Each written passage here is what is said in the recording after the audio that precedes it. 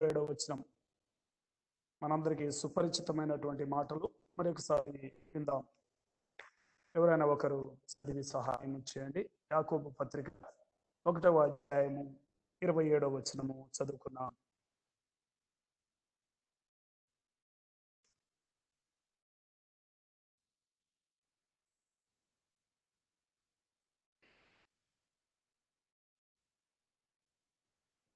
తండ్రి అయిన దేవుని ఎదుట పవిత్రమును నిష్కలంకమునైన భక్తి ఏదనగా దిక్కులేని పిల్లలను విధవరాండ్లను వారి ఇబ్బందిలో పరామర్శించుటయు ఇహలోక మాలిన్యమును తనకు అంటకుండా తన్ను తాను కాపాడుకుంటాయి.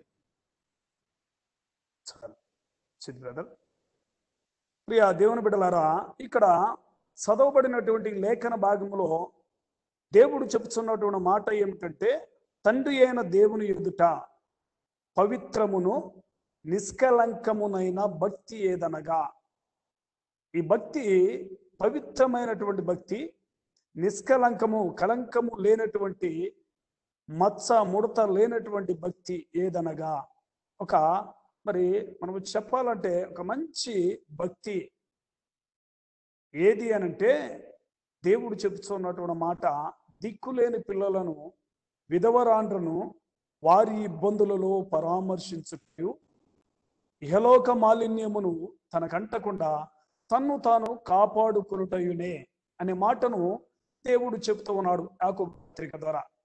ఇక్కడ 2 విషయాలు మనకి కనబడుతూ ఉన్నాయి.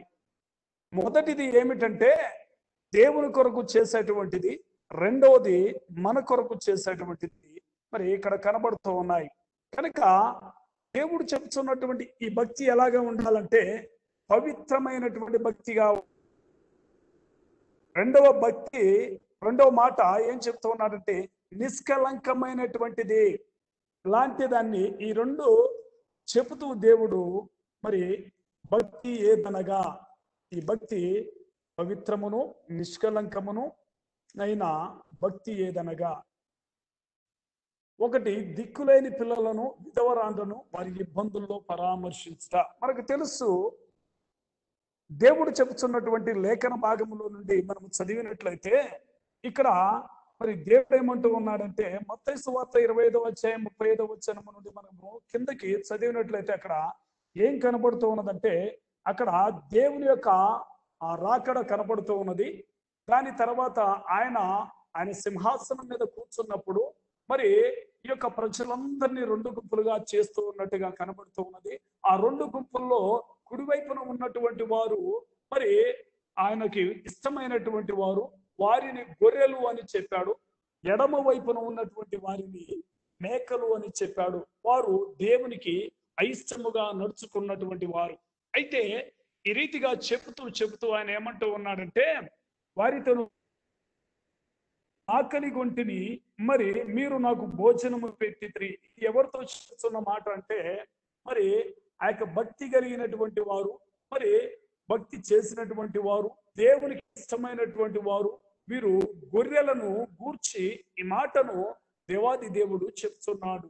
ఏమని చెప్తున్నాడంటే, నేను ఆకలి గొంటిని మీరు నాకు భోజనము పెట్టితిరి, నేను దప్పికి గొంటిని మీరు నాకు దాహం ఇచ్చితిరి, నేను పరదేశినై ఉంటిని నన్ను చేర్చుకుంటిని, దిగంబరినై ఉంటిని నాకు బట్టలు ఇచ్చితిరి, మరి రోగినై ఉంటేని నన్ను చూడవచ్చితిరి, చెరసాలలో ఉంటేని నా యుద్ధకి వచ్చితిరి అనే ఈ 6 మాటలు చెబుతూ ఉండగా వారికి అర్థము కావట్లేదు. అక్కడ ఏమిటి ప్రభువా, నీవెప్పుడు మరి ఆకలి గొంటివి, మేమెప్పుడు నీకు భోజనము పెట్టితిమి, నువ్వు ఎప్పుడు దప్పిక గొంటివి, ఎప్పుడు దాహం ఇచ్చితిమి, ఎప్పుడు పరదేశివై ఉంటివి, నిన్ను మేమెప్పుడు చేర్చుకుంటిమి, నువ్వు దిగంబరివై ఉంటే ఎప్పుడు బట్టలు ఇచ్చాము, రోగివై ఉంటే చెరసాలలో ఉంటే ఎప్పుడు నిన్ను పరామర్శించడానికి వచ్చాము, చూడటానికి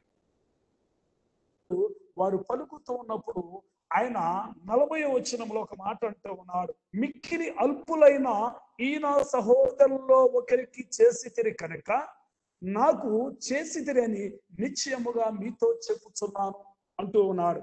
కనుక ఈ భక్తి మరి ఎలాగ భక్తి చేయాలి అంటే దేవుడు చెప్తున్నాడు, దిక్కులేని పిల్లలను విధవరాండ్రను వారి ఇబ్బందులో ఎప్పుడైతే మనము పరామర్శిస్తామో, వారికి కలిగినటువంటి ఆ సమస్యలు మనం ఎప్పుడైతే వారి యొద్దకి వెళ్ళి తెలుసుకొని వారికి మన చేతనైనటువంటి సహాయము మనము చేయగలుగుతామో అప్పుడు దేవుడు అంటూ ఉన్నాడు, ఇది మీరు నాకు చేసినట్టే, ఇది వారికి చేసినట్టు కాదు. వారికి ఎప్పుడైతే మీరు చేస్తూ ఉంటారో, వారిని ఎప్పుడైతే మీరు ఆదరిస్తూ ఉంటారో, ఎప్పుడైతే వారికి సహాయము చేస్తారో, ఎప్పుడైతే వారిని చేరదీసుకుంటారో, ఎప్పుడైతే వారికి వస్త్రములు ఇస్తారో, ఆహారము పెడతారో, వారికి సహాయము చేస్తారో, వారిని చూచుటకు వారి ఇబ్బందులు మీరు వెళ్ళి వారితో మాట్లాడుతూ ఉంటారో, ఇది మీరు వారికి చేసినట్టు కాదు, నాకు చేసినట్టు. అందుకే మొదటి మాట ఆయన ఏమంటూ ఉన్నాడంటే, ఇది నా కొరకు మీరు చేసేటువంటి భక్తి. కనుక మనము ఈ రెండు విషయాల్లో ఒక విషయము దేవుని కొరకు చేయాలి. దేవుడు అంటూ ఉన్నాడు, ఇది నా కొరకు చేసేది, మీరు వారికి చేస్తే నాకు చేసినట్లే. కనుక ఇది నాకు ఇష్టమైనటువంటిది, ఇది నాకు ఇష్టమైనటువంటి భక్తి, ఇది నిష్కలంకమునైనటువంటి భక్తి, ఇది పరిశుద్ధమైనటువంటి భక్తి. కనుక ఈ భక్తి మీరు చెయ్యాలి అనే మాటను దేవాది దేవుడు మనకు తెలియచేస్తూ ఉన్నాడు. కనుక ప్రియ దేవుని బిడ్డలారా, అనేక మార్లు మనము భక్తి కలిగిన వారిగా మనము జీవిస్తూ ఉంటాం. సేవకులు కావచ్చు, విశ్వాసులు కావచ్చు, దేవుని బిడ్డలు ఎవరైనా కావచ్చు, చెప్పుచున్న నేను కావచ్చు, ఉంటున్నటువంటి మీరు కావచ్చు, ఎవరైనా కావచ్చు. కానీ మరి దేవుడు అంటూ ఉన్నాడు, ఒక దానిలో మీరు ఒకవేళ మంచిగానే ప్రవర్తిస్తూ ఉన్నారు, లేకపోతే దాంట్లో మంచిగానే కొనసాగిస్తూ ఉన్నారేమో, రెండవ దాన్ని మీరు చూసుకోండి. ఒకవేళ మీరు ఇతరులకు సహాయం చేస్తారు, ఇతరులను మీరు పరామర్శిస్తూ ఉంటారు, వారి ఇబ్బందుల్లో వారికి మీకు కలిగినటువంటిది వారికి ఇస్తారేమో, కానీ రెండవ దాంట్లో మీరు లేకపోవచ్చు. లేకపోతే రెండవది మీ కొరకు చేసేటువంటి భక్తి యహలోక మాలిన్యం అంటకుండా ఒకవేళ మీరు జీవిస్తారేమో, మొదటి దాన్ని చూసుకోనండి అని రాత్రికాల సమయంలో దేవుడు మనతో మాట్లాడుతూ ఉన్నాడు. కనుక ప్రియ దేవుని బిడ్డలారా, ఈ లోకంలో మరి రకరకాల భక్తులు చేసేటువంటి వారు ఉంటారు. నేను మొన్నటి దినమున ఒక సహోదరుని అడిగాను. ఏమని అడిగానంటే, మరి యేసు క్రీస్తును నమ్ముకొనండి పరలోకానికి వెళ్తారయ్యా అని చెప్తూ, మరి మీరు మరి ఇంత డబ్బు కలిగినటువంటి వారు కదా, కనీసము పేదలకి మీరు సహాయము చేస్తూ ఉన్నారా అని నేను అడిగినప్పుడు ఆ సహోదరుడు ఏమన్నాడంటే, ఇదిగో ఈ చుట్టుపక్కల ఉన్నటువంటి ఆశ్రమాలకు మేము నెలకి కొంత డబ్బులు పంపిస్తాము అని చెప్పేసి చెప్పడం జరిగింది. అన్యుడే. నేను ఎందుకు ఆ మాటలు అడిగానంటే, ఆయనకి సువార్తను ప్రకటించడం కొరకు ఆ మాటలు నేను మాట్లాడి ఉన్నాను. మాట్లాడినప్పుడు మంచిదే, మీరు మంచి పనులు చేస్తూ ఉన్నారు, పర్వాలేదు, మీరు మంచి పని చేస్తూ ఉన్నారు, కానీ మరి మీకు ఇంకొకటి మీరు చేయవలసి ఉన్నది. ఎందుకంటే ఈ మంచి పనుల వల్ల చేసినంత మాత్రములో మీరు పరలోకానికి వెళ్ళరు. ఈ మంచి పని చేసినంత మాత్రముల మీరు దేవుని రాజ్యానికి వెళ్ళరు. కానీ మీరు యేసు క్రీస్తుని నమ్మాలి, యేసు క్రీస్తుని నమ్మాలి అని నేను ఆ యొక్క సహోదరుడికి చెప్పాను. చెప్పిన తర్వాత, ఇదిగో ఈ లోకములో మనం జీవించినంత కాలము మరి ఉన్నటువంటి వాటిని అన్నిటిని కూడా మంచిగా అనుభవించవచ్చు, మంచిగా జీవించవచ్చు. కానీ ఈ లోకమును విడిచిపెట్టిన తర్వాత మరి ఒక లోకము ఉన్నది. దానిలో మరి ఆ లోకములో దేనికి వెళ్ళాలి? ఒకటి నరకము, రెండవది పరలోకము. లేకపోతే ఒకటి పరలోకము, రెండవది నరకము అని అంటే, ఆ సహోదరుడు అంటూ ఉన్నాడు, చచ్చిపోయిన తర్వాత ఎవరు చూస్తారులేమో అని చెప్పేసి అంటూ ఉన్నాడు. నేనన్నా, చనిపోయిన తర్వాతనే, ఈ లోకమును విడిచిపెట్టిన తర్వాతనే అసలు జీవితము ప్రారంభమవుతూ ఉన్నది. ఈ లోకము శాశ్వతము కాదు. ఈ లోకములో మనము యాత్రికుల వంటి వారము, కొంతకాలమే జీవించేటువంటి వారమని ఆ సహోదరుడితో చెప్పినప్పుడు ఆ సహోదరుడు నిరాకరించి ఉన్నాడు. నా వంతుగా నేను మాటలు చెప్పడం జరిగింది. కానీ దేవుని బిడ్డలారా, ఈ లోకంలో అనేకులు మరి రకరకాలుగా వారు చేస్తూ ఉంటారు. అన్నదానాలు చేస్తూ ఉంటారు, లేకపోతే మరి ఆశ్రమాలకు వారు దాన ధర్మాలు చేస్తూ ఉంటారు. కానీ వారికి ఇంకొకటి కొదవై ఉన్నది. రెండవది వారి జీవితంలో లేదు. ఆ ఒకటి చేసినంత మాత్రమున దేవునితో వారు నిత్యం జీవించే అవకాశం ఉండదు. కనుక దేవుని బిడ్డలైనటువంటి మనము ఎక్కువగా రెండవ పాయింట్ లోనే మనము ఎక్కువ బేస్ అయి ఉంటాము. ఆ యొక్క రెండవ విషయాన్ని గురించి మనం ఎక్కువ మరి ప్రయాస పడుతూ ఉంటాము, ప్రాకులాడుతూ ఉంటాము. కానీ దేవుడు చెప్తున్నటువంటి మాట ఏమిటంటే, ఇదిగో పవిత్రమైన నిష్కలంకమునైన భక్తి ఏదనగా అని చెప్పి రెండు విషయాలను చెప్పాడు. ఇదిగో దిక్కులేని పిల్లలను, మరి విధవరాండ్రను వారి ఇబ్బందులలో పరామర్శించుటయే. దిక్కులేని పిల్లలను ఈ రోజుల్లో మరి మనము చూసినట్లయితే మనకు ఎక్కడన్నా మరి అడుక్కునేటువంటి వారు కనబడుతూ ఉంటారు. వారికి మరి చూస్తూ ఉంటాం మనము ఎక్కడ సిగ్నల్స్ దగ్గర ఆ యొక్క ట్రాఫిక్ ఎక్కువగా ఉన్నటువంటి ఆ చోట్లలో వారు అడుగుతూ ఉంటారు. కానీ మరి వారు చూస్తే కార్లలో ఉన్నటువంటి వారు పాపం వారు ఎంతో ఆ యొక్క డోర్లు కొడుతూ ఉంటారు, కానీ ఒక రూపాయి ఇవ్వటానికి కూడా వారు ఇష్టపడరు. కానీ నా ప్రియ దేవుని బిడ్డలారా, దేవుడు చెప్తున్నటువంటి మాట ఏమిటంటే, ఇగో వీరిని మీరు పరామర్శించాలి, వారి ఇబ్బందుల్లో వారిని ఆదుకోవాలి, వారికి మీరు సహాయము చేయాలి అనే మాటను దేవుడు చెప్తున్నాడు. మీరు వారికి సహాయము చేస్తే ఇదిగో నాకు చేసినట్టని దేవాది దేవుడు మనతో మాట్లాడుతున్నాడు. అయితే నిజంగా బైబిల్ గ్రంథంలో అలాంటి వారు ఎవరైనా ఉన్నారా? అలాగా చేసినటువంటి వారు ఎవరైనా ఉన్నారా అంటే ఒక మాటను చదువుదామా? అపోస్తుల కార్యముల గ్రంథము 9వ అధ్యాయము 36వ వచనము నుండి చదివినట్లయితే ఇక్కడ ఒక సహోదరి కనపడుతూ ఉంటది, తబిత అనేటువంటి సహోదరి. ఒక 2 మాటలు చదవండి, 37, 38, 36, 37, 38. బ్రదర్ ఎవరైనా ఒకరు చదివి సహాయం చేయండి. లుద్ద యొప్పేకు దగ్గరగా ఉండుట చేత పేతురు అక్కడ ఉన్న 36 నుంచి బ్రదర్ 36 నుండి brother. మరియు యొప్పేలో తబిత అను ఒక శిష్యురాలు ఉండెను. ఆమెకు భాషాంతరమున దోర్క అని పేరు. ఆమె సత్క్రియలను ధర్మకార్యములను బహుగా చేసి ఉండెను. ఆ దినములు అందామె కాయలా పడి చనిపోగా వారు శవమును కడిగి మేడగదిలో పరుండబెట్టిరి. లుద్ద ఒప్పేకు దగ్గరగా ఉండటం చేత పేతురు అక్కడ ఉన్నాడని శిష్యులు విని అతడు తడవు చేయక తన యొద్దకు రావాలని వేడుకొంటకు 2 మనుషులను అతని యొద్దకు పంపిరి. పేతురు లేచి వారితో కూడా వెళ్ళి అక్కడ చేరినప్పుడు వారు మేడగదిలోనికి అతనిని తీసుకుని వచ్చిరి. విధవరాండ్రందరూ వచ్చి ఏడ్చుచు దొరక తమతో కూడా ఉన్నప్పుడు కుట్టిన అంగీలను వస్త్రులను చూపుచు అతని యొద్ద నిలిచిరి. ఇక్కడ ప్రియ దేవుని తబిత యొక్క జీవితం మనం చూస్తూ ఉన్నాం. ఆమె ఈ లోకములో జీవించినప్పుడు మరి ఆమె ఎలాగ ఉన్నదంటే, ఆమె మంచి క్రియలు చేసేటువంటిదిగా ఉంటూ ఉంది. సత్క్రియలు చేస్తూ ఉన్నది. అనేకుల్ని ఆ యొక్క వృత్తులను విధవరాండ్రను ఆమె ఏం చేస్తుందంటే, ఆమెకు చేతనైనటువంటి సహాయం చేస్తూ ఉన్నది. ఏమి చేస్తూ ఉన్నదంటే వారికి వస్త్రాలు కుట్టిస్తూ ఉన్నది, వారి ఇబ్బందుల్లో వారిని పరామర్శిస్తూ ఉన్నది, వారి యొక్క అవసరతల్లో ఆమె ఆదుకుంటూ ఆమె ఈ లోకంలో జీవించినప్పుడు ఆ రీతిగా ఉన్నది. అయితే ఆమెకు మరి అనారోగ్య పరిస్థితి ఏర్పడినప్పుడు ఆమె ఆ యొక్క మరి మరణమైపోయిన తర్వాత జరిగినటువంటి సంఘటన ఏమిటంటే, అక్కడ ఆ యొక్క విధవరాండ్రు వారందరూ కూడా ఆమె చుట్టూ ఉంటూ ఉన్నారు, ఆమె శవం చుట్టే ఉంటూ ఉన్నారు. కనుక ఆమెకి మరి ఆ యొక్క శవాన్ని అక్కడ స్నానము చేపించి కడిగి ఆ మేడ గదిలో పెట్టారు. తర్వాత అక్కడ 2 శిష్యుల్ని పేతురు యొద్దకు పంపించి పేతురుని వెంటనే తీసుకొని రమ్మని చెప్పి పేతురుని తీసుకొని వచ్చారు. పేతురుని తీసుకొని వచ్చిన తర్వాత మరి అక్కడ అందరూ జనము గుమ్మికూడి ఏడుస్తూ ఉన్నారు. ఆ యొక్క విధవరాండ్రందరూ కూడా ఏడుస్తూ ఉన్నారు. ఆమె బ్రతికిన దినములు ఏమేమి చేసిందో అవన్నీ తలంచుకుంటూ వారు దుఃఖముతో ఉంటూ ఉండగా పేతురు రాగానే ఆయనకు చెప్తూ ఉన్నారు.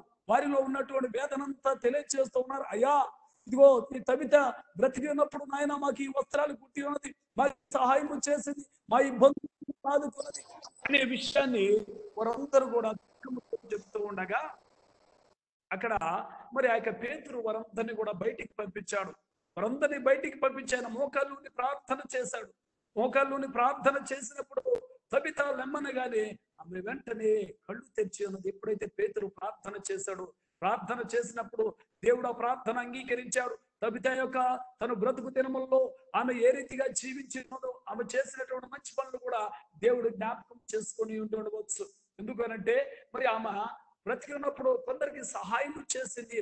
వారి ఇబ్బందుల్లో ఈమె వారిని పరామర్శించి వారిని ఆదుకొని ఉన్నది. కనుక అప్పుడు పేతురు ఆమెను చేయి పట్టు లేపి అక్కడ ఉన్నటువంటి ఆ పరిశుద్ధులైనటువంటి వారికి, ఆ యొక్క విధవరాండ్రకి ఆ యొక్క సజీవురాలుగా ఆమెను అప్పగించడం జరిగి ఉన్నది.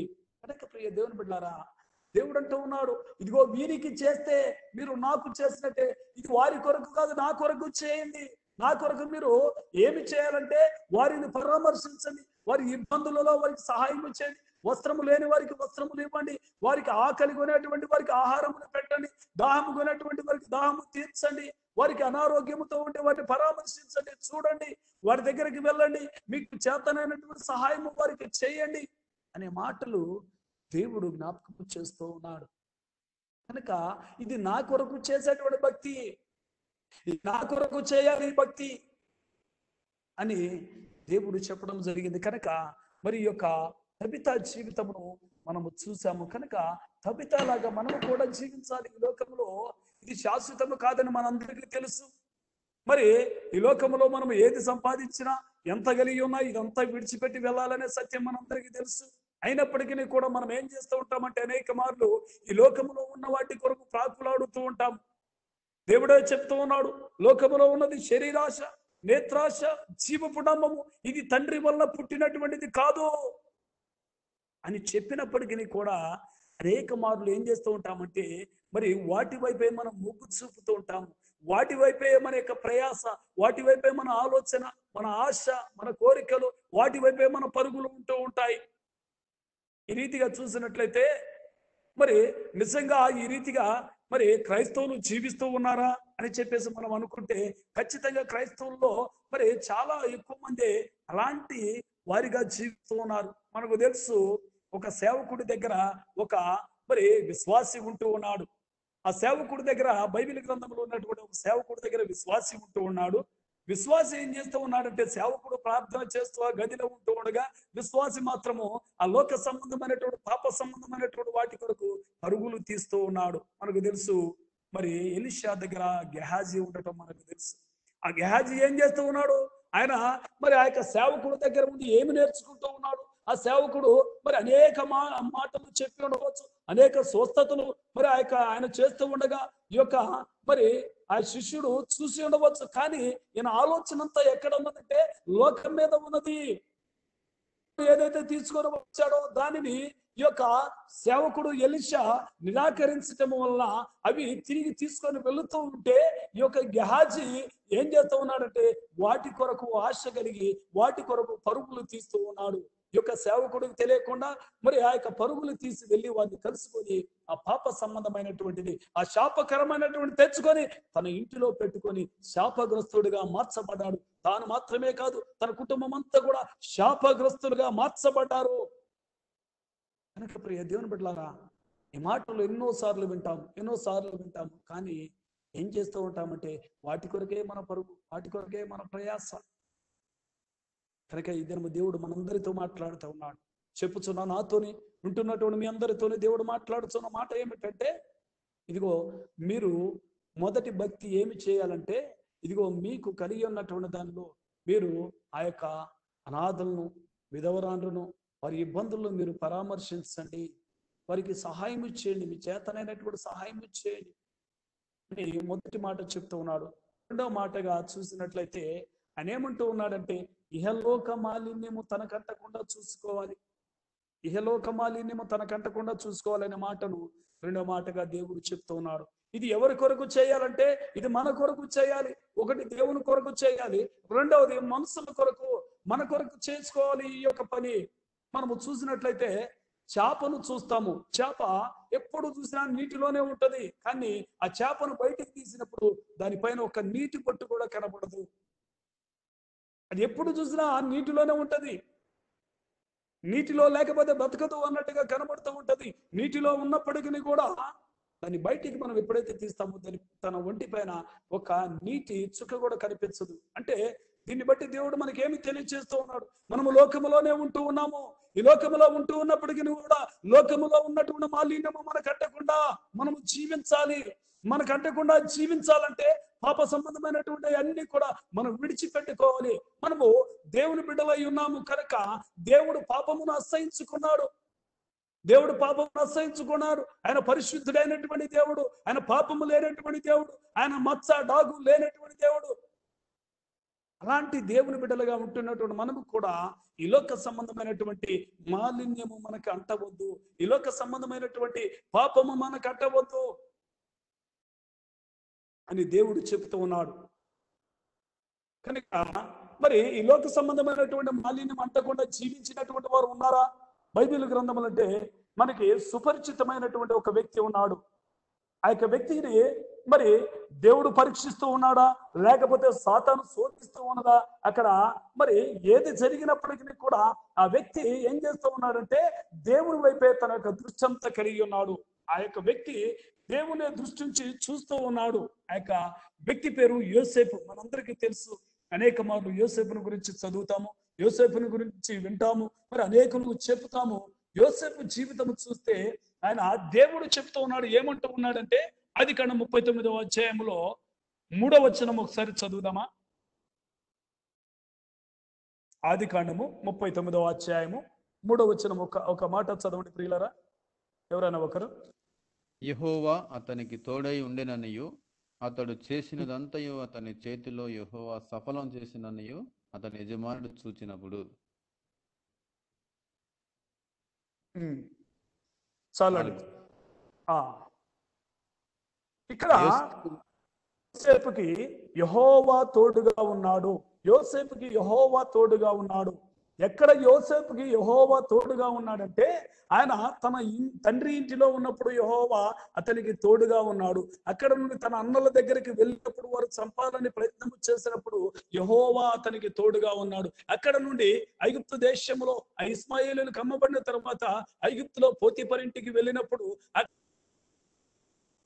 అమ్మబడినప్పుడు వారు కొన్నప్పుడు ఆ ఇంటిలో యోసేపుకి యెహోవా తోడుగా ఉన్నాడు. అయితే మరి యెహోవా ఆయనకి తోడుగా ఉండే అన్ని విషయాల్లో మరి కాపాడుతూ వస్తున్నటువంటి ఆ యొక్క దేవుడు మరి ఒకవేళ పరీక్షిస్తూ ఉన్నాడేమో. ఇక్కడ ఒక శోధన యోసేపు మీదకి వచ్చింది.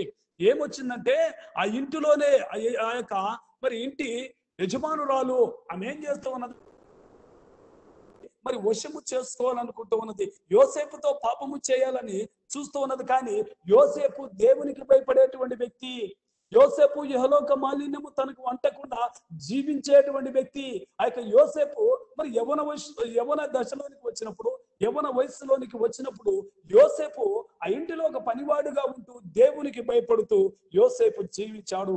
అనుక్షణము అనుదినము దేవుడు నన్ను చూస్తూ ఉన్నాడు, నా జీవితమును దేవుడు చూస్తూ ఉన్నాడు అనేటువంటి ఆ సత్యమును ఎన్నడూ కూడా ఆ యోసేపు మర్చిపోలేదు. మనకు తెలుసు 9వ వచనము నుండి కిందికి చదివినట్లయితే మరి ఇక్కడ ఏం జరుగుతూ ఉన్నదంటే ఆ యొక్క మరి యజమానురాలైనటువంటి ఆ యొక్క పోతీఫరు భార్య ఏం చేస్తూ ఉన్నదంటే ఆ యొక్క యోసేపుతోని పాపము చేయాలని యోసేపు పైన మరి ఆమె కన్ను వేసి ఆ యొక్క యోసేపుని మరి ఆ వశము చేసుకోవాలని చూసినప్పుడు యోసేపు ఒక మాట అంటూ ఉన్నాడు. యోసేపు ఏమంటూ ఉన్నాడంటే మరి దేవునికి విరుద్ధముగా పాపము ఈ దుష్కార్యము చేసి, ఇంత ఘోరమైన దుష్కార్యము చేసి దేవునికి విరుద్ధముగా పాపమును నేనిట్లు కట్టుకొందుననేటువంటి మాట. ఇక్కడ యోసేపు ఏం చేస్తూ ఉన్నాడంటే ఆమెతో అంటూ ఉన్నాడమ్మా, ఇదిగో నేను దేవునికి భయపడేవాడను, నేను ఎబ్రియుడను, నేను దేవుని బిడ్డను, దేవునికి విరుద్ధంగా నేను ఈ పాపము ఘోరమైనటువంటి దుష్కార్యమును నేను చేయలేను, నా దేవుడు నన్ను చూస్తూ ఉన్నాడు, నేను దేవునికి విరుద్ధంగా ఇలాంటి పాపమును చేసేటువంటి వాడని కాదు, నన్ను విడిచిపెట్టి అన్నప్పటికీ కూడా ఆ యొక్క పాపము తన వెంట పరుగులు తీస్తూ ఉన్నది, ఆ పాపము తనని వెంబడిస్తూ ఉన్నది. ఆ యొక్క మరి యజమానురాలు రోజు రోజుకి ఆయన్ని విసిగిస్తూ ఉన్నది. ఒక దినము ఆయన వస్త్రమును పట్టుకుని లాగినప్పుడు వస్త్రమును కూడా విడిచిపెట్టి పాపానికి దూరంగా పారిపోయాడు యోసేపు. యోసేపు జీవితము ఎంతో మరి గొప్పగా ఆయన జీవించాడు. ఇహలోక మాలిన్యము తన కట్టకుండా తాను జీవించి ఉన్నాడు. ఆయన ఆ యొక్క మరి తెలుసు, ఒకవేళ తప్పించుకొని వెళ్ళిపోతే ఆయనకు మరి అవమానము రావచ్చు, ఒకటి. రెండవది ఆయన ఇబ్బందులు పెట్టవచ్చు, ఆయన కొట్టవచ్చు, కనుక ఏదైనా చేయవచ్చు. తన అడిగేటువంటి తన తరపున మాట్లాడేటువంటి మనుషుడు ఎవడు కూడా లేడు అక్కడ. అయినప్పటికీ కూడా యోసేపు ఏం చేశాడంటే నాకు నా దేవుడు తోడుగా ఉన్నాడు, నాకు నా దేవుడు తోడుగా ఉన్నాడు కనుక ఈ మనుషులు నన్నేమి చేయగలరు, నేను దేవునికి విరుద్ధంగా ఇంత దుష్కార్యమును నేను ఎలాగ చేస్తాను అని చెప్పేసి యోసేపు చెప్పడం జరుగుతూ ఉన్నది. యోసేపు ఎలాగ ఉన్నాడంటే ఇహలోక మాలిన్యము తన కట్టకుండా తన్ను తాను కాపాడుకుంటూ పరిశుద్ధమైనటువంటి జీవితము జీవించాలని కోరుకున్నటువంటి వ్యక్తి యోసేపు. అందుకే ప్రియ దేవుని బిడ్డలారా, యోసేపు ఎక్కడ ఉంటే అక్కడ దేవుడు తోడుగా ఉన్నాడు. యోసేపు తండ్రి ఇంటిలో ఉంటే అక్కడ దేవుడు తోడుగా ఉన్నాడు, అన్నల దగ్గరికి వెళితే అక్కడ దేవుడు తోడుగా ఉన్నాడు, పోతీఫర్ ఇంటికి వెళ్తే అక్కడ తోడుగా ఉన్నాడు, జైలుకి వెళ్తే జైల్లో తోడుగా ఉన్నాడు, పరవ ఇంటికి వెళ్తే పరవ ఇంటి దగ్గర యోసేపుకి దేవుడు తోడుగా ఉన్నాడు. ఇలా కారణం ఏమిటి అంటే ఇహలోక మాలిన్యము తన కట్టకుండా తన్ను తాను కాపాడుకొనుట, తన్ను తాను భద్రము చేసుకొని దేవునికి నమ్మకంగా పరిశుద్ధమైనటువంటి వ్యక్తిగా, నిష్కలంకమైనటువంటి వ్యక్తిగా, భక్తి చేసేటువంటి వ్యక్తిగా తాను దేవుని ఎదుట కనబడుతూ ఉన్నాడు. ఒకవేళ యోసేపు ఆ చిన్న తప్పిదము చేస్తే తన జీవిత కాలం అంతా కూడా ఆ ఇంటిలో బానిసగా జీవించవలసి ఉన్నది. ఆ ఇంటిలో పాపంతో కొట్టుమిట్టాడుచు తనకు చరిత్రలో పేరు లేకుండా పోయేటువంటి ఆ జీవితము జీవించేవాడేమో. కానీ యోసేపు ఎక్కడ కూడా మరి ఈ లోక సంబంధమైనటువంటి మాలిన్యం అంటించుకోవాలని ఆయన అన్నాడు కూడా తలంచలేదు. కనుక ప్రియ దేవుని బిడ్డారా, దేవుడు మనతో మాట్లాడుతున్నటువంటి మాటలు ఏమిటంటే, ఒకటి దేవుని కొరకు చేసే భక్తి, రెండు మన కొరకు చేసేటువంటిది. కనుక మన కొరకు చేసేటువంటిది ఈ రెండు కూడా మనకు అవసరమని చెప్పేసి దేవుడు మనతో చెప్తూ ఉన్నాడు. ఈ రెండు కూడా మన జీవితానికి ఎంతో ప్రాముఖ్యమైనటువంటివని దేవుడు మనతో మాట్లాడుతూ ఉన్నాడు. కనుక మరి ఒక మాటను చదువుదామా? రోమిలకు రాసిన పత్రిక 12వ అధ్యాయము 2వ వచనంలో ఒక మాట. బ్రదర్ ఎవరైనా ఒకరు రోమిలకు రాసిన పత్రిక 2వ అధ్యాయము 12వ అధ్యాయం 2వ వచనం. మీరు ఈ లోక మర్యాదలను అనుసరింపక ఉత్తమమును అనుకూలమును సంపూర్ణమునయ్యున్న దేవుని చిత్తమేదో పరీక్షించి తెలుసుకున్నట్లు మీ మనస్సు మారి నూతనమగుట వలన రూపాంతరం పొందుడి. మీరు ఈ లోక మాలిన్యము, ఈ లోక సంబంధమైనటువంటి ఆచరణలు, ఈ లోక సంబంధమైనటువంటి పద్ధతులు మీరు మానుకోవాలి. మీరు మానుకొని దేవుని చిత్తమేదో మీరు తెలుసుకోవాలి. మీ మనసులు మారాలి. మీరు మనసులు మారి రూపాంతరము పొందాలి. మీ మనసు మారి మీరు రూపాంతరము పొందాలి. యేసు క్రీస్తు ప్రభు ఏ రీతిగా రూపాంతరము పొంది ఉన్నాడో ఆ రీతిగా మీ మనస్సులు మారాలి, మారి రూపాంతరము పొందాలి. మీరు నిత్యము దేవుణ్ణి వేడుకుంటూ, మీరు దేవునికి నమ్మకమైనటువంటి వారిగా, పరిశుద్ధమైనటువంటి వ్యక్తులుగా, మీరు నిష్కలంకమైన పరిశుద్ధమైనటువంటి భక్తి చేయాలి అనేటువంటిది దేవుడు మనందరి నిమిత్తము కోరుకుంటూ ఉన్నాడు. కనుక ప్రియా దేవుని బిడ్డలారా, మనం ఈ లోకములో జీవించవచ్చు. దేవుడు అంటూ ఉన్నాడు, ఈ లోకములో ఉన్నది ఏంటి? శరీరాశ, నేత్రాశ, జీవపుడమ్మం. ఈ తండ్రి వల్ల పుట్టినది కాదు. దేవుడు అంటూ ఉన్నాడు, పోతూ ఉన్నది. దేవుని చిత్తము జరిగించువాడు నిరంతరము నిలుస్తాడు. దేవుని చిత్తము, దేవుని ఇష్టము నెరవేర్చువాడు. దేవుడు అంటూ ఉన్నాడు, ఈ రీతిగా మీరు జీవించండి అని దేవుడు చెప్తూ ఉన్నాడు. గనుక ఒకవేళ ఆ రీతిగా మనం ఆ రీతిగా జీవిస్తే దేవుడు ఖచ్చితంగా మనం నిరంతరం ఆయనతో నివసింప చేసేటువంటి దేవుడు. ఆ రీతిగా జీవించకపోతే దేవుని మాటను తృణీకరించినటువంటి వారుగా అవుతాము. దేవునికి దూరం అయిపోతాం. ఈ రోజుల్లో దేవుడు ఇచ్చినటువంటి ఆయుస్సును బట్టి మనము దేవుని కొరకు భక్తిగా జీవించకపోతే ఒకరోజు తీర్పు దినము రోజున మనం ఆయన ఎదుట నిలబడినప్పుడు మనం ఏ గుంపులో ఉంటామో మనం పరీక్షించుకోవాలి. మనమే సరి చేసుకోవాలి. ఎప్పటికప్పుడు మనము దేవుని ఎదుట నిలబడటం కొరకు సిద్ధపాటు కలిగి ఉండాలని దేవుడు చెప్తూ ఉన్నాడు. కనుక మన జీవితాలను పరీక్షించుకుందాం. మనము ఎలాంటి భక్తి చేస్తూ ఉన్నాం? దేవునికి ఇష్టమైనటువంటి భక్తి చేస్తూ ఉన్నామా లేదా? దేవునికి ఇష్టమైనటువంటి భక్తి పేరుకు మాత్రమే క్రైస్తవులము, పేరుకు మాత్రమే పాస్టర్లము, పేరుకు మాత్రమే విశ్వాసులము అయి ఉంటే అది దేవునికి యోగ్యమైనటువంటిది కాదు. కానీ ఆచరణలో పెట్టాలి. అందుకే దేవుడు అన్నాడు, క్రియలు లేని విశ్వాసము మృతము. క్రియలలో చూపించాలి మన యొక్క విశ్వాసము. మనం దేవుడిని నమ్మామని, దేవుడే యేసుక్రీస్తే మా దేవుడని మనము చెప్తూ ఉన్నాము. కానీ మన యొక్క క్రియల్లో కూడా చూపించాలి. అందుకే దేవుడు అంటూ ఉన్నాడు, మీ సత్క్రియలు చూసి పరలోకమందున మీ దేవుని మహిమపరచినట్లు వారి ఎదుట మీ వెలుగు ప్రకాశింపనీయుడి. మన సత్క్రియలు చూసి, మన యొక్క జీవిత విధానమును చూసి అనేకులు మన దేవుని మహిమపరచాలి. మన దేవుని మహిమపరచాలి. వారి ఎదుట దేవుడు మనకి ఇచ్చిన వెలుగుని ప్రకాశింప చేయాలి. కనుక దేవుడు చెప్తున్న ఈ రెండు మాటల్లో మనం జ్ఞాపకం చేసుకున్నాం. ప్రియులారా, ఈ రెండు మాటలను జ్ఞాపకం చేసుకుంటూ మన జీవితంలో మనం నిజంగా దేవునికి నమ్మకంగా జీవిస్తూ ఉన్నామా? దేవుడు చెప్పినటువంటి భక్తిని మనం చేస్తూ ఉన్నామా లేదా? దేవుడు అంటూ ఉన్నాడు, ఈ రెండు చేస్తే అది పవిత్రమైనటువంటిది, నిష్కలంకమైనటువంటిది, కలంకము లేనటువంటిది, పవిత్రమైనటువంటిది, పాపము లేనటువంటిది భక్తి ఏది అంటే దేవుడు చెప్తున్నటువంటి ఈ మాట. మొదటిగా ఆయన అంటూ ఉన్నాడు, దిక్కులేని పిల్లలను విధవరాండ్రను పరామర్శించడం. ఈ రోజుల్లో చూస్తే భయంకరమైనటువంటి పరిస్థితులు. పిల్లలు అనాథులుగా ఉంటూ ఉన్నారు. వారి యొక్క పోషణ విషయమై ఈ యొక్క ప్రతికూల పరిస్థితుల్లో ఈ దినాల్లో వారి యొక్క పోషణ విషయమై ఎంతో కఠినముగా ఉంటూ ఉన్నది. వారిని ఆదరించేటువంటి పరిస్థితి లేదు, వారి ఇబ్బందుల్లో పరామర్శించేటువంటి పరిస్థితి లేదు, విధవరాండ్రను చూసినట్లయితే వారిని పరామర్శించేటువంటి పరిస్థితుల్లో లేదు. కనుక ఇక నుండైనా మనము ఆ యొక్క భక్తి చేయాలని దేవుడు కోరుతున్నాడు. ఒకవేళ వారికి వారి ఇబ్బందుల్లో మీరు వారిని పరామర్శించినట్లయితే మీరు నాకు చేసినట్టే అని దేవుడు మాట్లాడుతూ ఉన్నాడు. మీరు నాకు సహాయం చేసినట్టు అని దేవుడు అంటూ ఉన్నాడు. కనుక ఇది నా కొరకు చేసేటువంటి పని.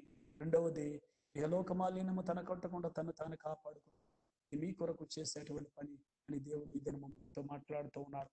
కనుక మనము విన్నటువంటి మాటలను చాలా జాగ్రత్తగా మరి మనము మన యొక్క జీవితంలో ముందుకు సాగాలి. ఇక్కడ చూసినట్లయితే చివరిగా నేను ఒక మాటను చూపించి ముగిస్తాను. మత్తయి సువార్త 3వ అధ్యాయం 8వ వచనంలో మరి 8-9 వచనాలు ఒకసారి చదువుదాం. మత్తయి సువార్త 3వ అధ్యాయం చదవండి బ్రదర్. 2వ అధ్యాయం బ్రదర్, 3వ అధ్యాయము 8వ వచనము 9వ వచనం. ఓకే. అబ్రహాము మాకు తండ్రి అని మీలో మీరు చెప్పుకొన తలంచవద్దు. దేవుడు ఈ రాళ్ల వలన అబ్రహాము నాకు పిల్లలను పుట్టింపగలని మీతో చెప్పుచున్నాను. ఇప్పుడే గొడ్డలి చెట్ల వేరున ఉంచబడింది కనుక మంచి ఫలము ఫలింపని ప్రతి చెట్టు నరకబడి అగ్నిలో వేయబడును. చాలు, దేవునికి మహిమ కలుగుగాక. ఇక్కడ ఈ మాటను మరి యోహాను భక్తుడు ఎందుకు మాట్లాడుతూ ఉన్నాడంటే, అనేకులు ఇక్కడికి వచ్చారు. యెరూషలేము, యూదయ, మరి ఆ యొక్క యోర్దాను నదీ తీర ప్రాంతం నుండి అనేకులు ఆయన యొద్దకు వచ్చి తమ పాపాలు ఒప్పుకొనుచు యోర్దాను నదిలో వారు బాప్తిస్మము పొందుచున్నారు. అప్పుడు మరి యోహాను మాట్లాడుతున్న మాట, పరిసయ్యుల్లోను సద్దూకయ్యుల్లోను అనేకులు బాప్తిస్మం పొందవచ్చుట చూశానంటూ ఉన్నాడు. ఉన్నాడు. అనేకులు వారు బాప్తిస్మం పొందటానికి వచ్చారు, రాబోయేటువంటి ఉగ్రతను తప్పించుకోవడానికి వచ్చారు. కానీ వారికి మారు మనస్సుకు తగిన ఫలములు లేవు అనే మాట మాట్లాడుతూ ఆయన చెప్తూ ఉన్నాడు. ఓ సర్ప సంతానమా, మీరు మరి క్రైస్తవ బిడ్డలు, దేవుని బిడ్డలని మీరు చెప్పుకుంటూ ఉన్నారు. మీరు మారు మనసు పొందామని మీరు చెప్పుకుంటూ ఉన్నారు. మీరు బాప్తిస్మం పొందటానికి వచ్చారు. కానీ మీలో మారు మనసుకు తగిన ఫలములు మీరు ఫలించాలి. మీరు మారు మనసుకు తగిన ఫలములు ఫలించకపోతే ఇదిగో గొడ్డలి చెట్టు వేరున పదును పెట్టబడి ఉన్నది, నరికి అగ్నిలో పడవేసేటువంటి సమయం రాబోతూ ఉన్నది. కనుక మీరు మారు మనసుకు తగిన ఫలములు ఫలించండి. ఓ క్రైస్తవులారా, దేవుని బిడ్డలారా, మీరు దేవుని బిడ్డలు, మేము యేసుక్రీస్తు బిడ్డలమని చెప్పుకుంటూ ఉన్నారేమో. దేవునికి ఇష్టమైనటువంటి భక్తి చేయండి. దేవుడు కోరుకున్నటువంటి 2 విషయాలు మీరు జాగ్రత్తగా ఉండండి అని దేవుడు మనతో మాట్లాడుతున్నాడు.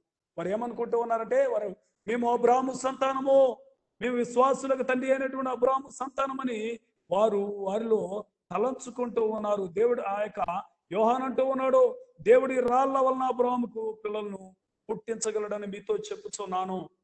మీరు అబ్రాహాము సంతానం అనుకుంటూ ఉన్నారేమో. దేవుడు తలుచుకుంటే ఈ రాళ్ళు కనబడుతూ ఉన్నాయా, ఈ రాళ్ల వల్ల కూడా దేవుడు మరి సంతానమును పుట్టించగలడు అబ్రాహాముకి. అని మీరు మారు మనసుకు తగిన ఫలములు ఫలించండి. మారు మనసు పొందామని, బాప్తిస్మం పొందామని, దేవుని బిడ్డలమని చెప్పుకుంటూ లోకములో పాపములో తిరిగేటువంటి ఎందరో ఈ లోకములు మనకు కనబడుతూ ఉంటారు. మన దగ్గరికి వస్తూ ఉంటారు, సంఘాలలోకి వస్తూ ఉంటారు. వారు బయటికి వెళ్ళి మేము క్రైస్తవులమని చెప్పుకుంటూ ఉంటారు. వారి యొక్క క్రియలు చూస్తే మరి అవి దేవునికి విరుద్ధమైనటువంటి క్రియలుగా కనబడుతూ ఉంటాయి. అందుకే దేవుడు మరి అనేక మార్లు హెచ్చరిక చేస్తూ ఉన్నాడు. కనుక మనము విన్నటువంటి మన జీవితాలు సరి చేసుకోవాలి, మనకి తెలియజేస్తూ ఉన్నాడు. కనుక దేవుని బిడ్డ జాగ్రత్తగా జీవించాలి. దేవుని యొక్క రాకడ అతి సమీపముగా ఉన్నది కనుక మనము కాపాడుకోవాలి. ఇతరులకు మరి అనాథులను, విధవరాండ్రను మరి పరామర్శించాలి. దేవుడు చెప్తున్నటువంటి మాట, ఇది నా కొరకు చేసేటువంటి పని అని దేవుడు చెప్తూ ఉన్నాడు. కనుక ఈ 2 విషయాల్ని కూడా జ్ఞాపకం చేసుకుందాం. దేవుడు ఈ దినము ఈ మాటలతో మరి మనతో మాట్లాడి ఉన్నాడు కనుక ఈ మాటల ద్వారా మనము సరి చేయబడాలి. అట్టి కృప దేవుడు అనుగ్రహించును గాక. ఆమేన్.